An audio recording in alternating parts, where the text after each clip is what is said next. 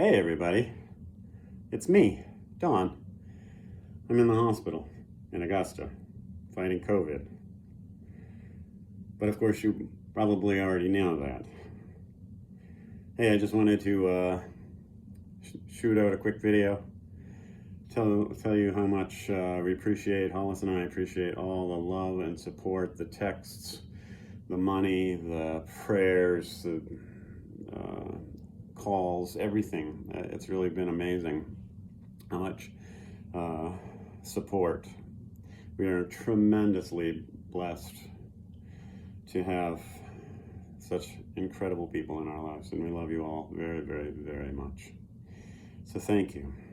And hey, this has all been good, right? Because God has a plan. You remember me saying that, probably, don't you? That God has a plan. I hope you remember what the plan is, because it's totally and completely related to what's going on in my life right now. And so, these last 8 or 9 months has been a time of tremendous change and disorientation and trying to figure things out, and it's been a heck of a process, right? And then teaching the class this fall on prayer was very, very good. Of course, I'd read that section on prayer, but teaching it is always you have to think about it differently when you're teaching it, right?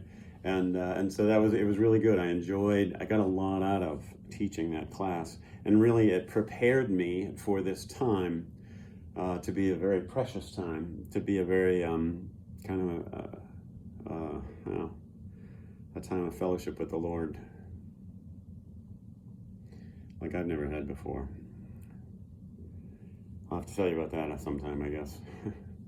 But it was all part of the plan. I guess that's what I was saying. That God orchestrates every detail, every circumstance, all the situations in our lives, so that He can meet us in it, so that we can be conformed to the image of His Son, that we can be converted. And so,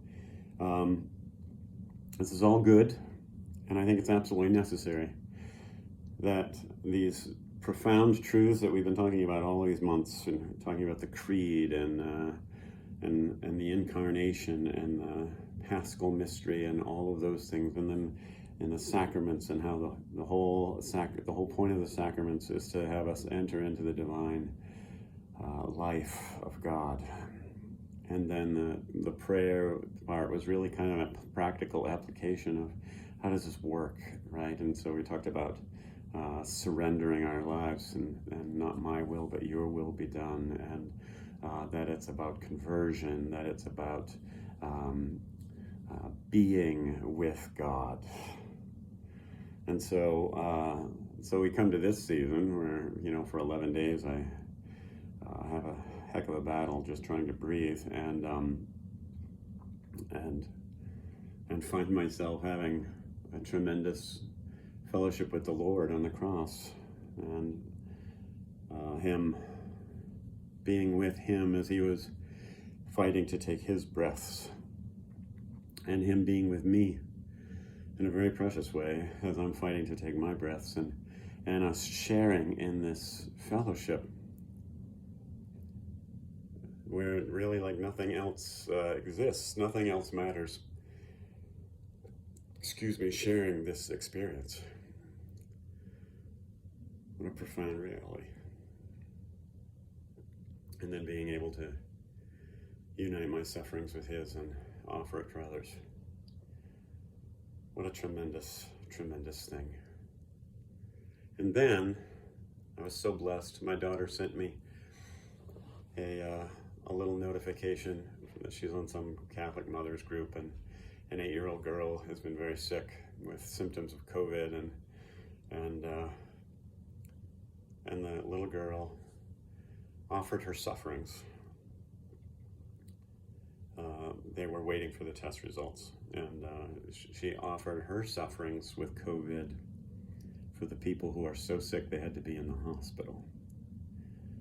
And Amanda pointed out to me that this little 8-year-old girl was offering her sufferings up for me.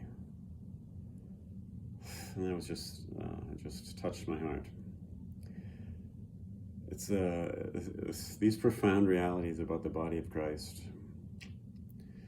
We need to continue to encourage each other to learn to grow in them and to walk in them, because they're critically important in this time now more than ever. And it's not just our country, it's the entire world. The time for the church to have to be the church in a way that it's never been before.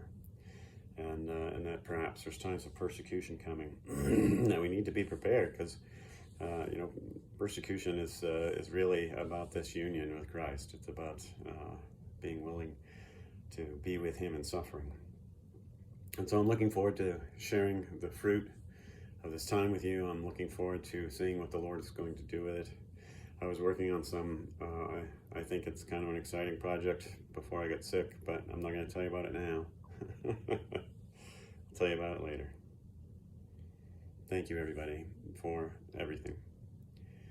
I'm sure I speak on Hollis's behalf, too, to be able to say that we love you all, every single one of you, and appreciate your prayers and support and words of encouragement more than you can know.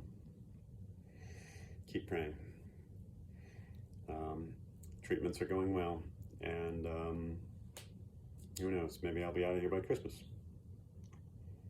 If not, that's okay too. I'll try to stay in touch. Have a good day.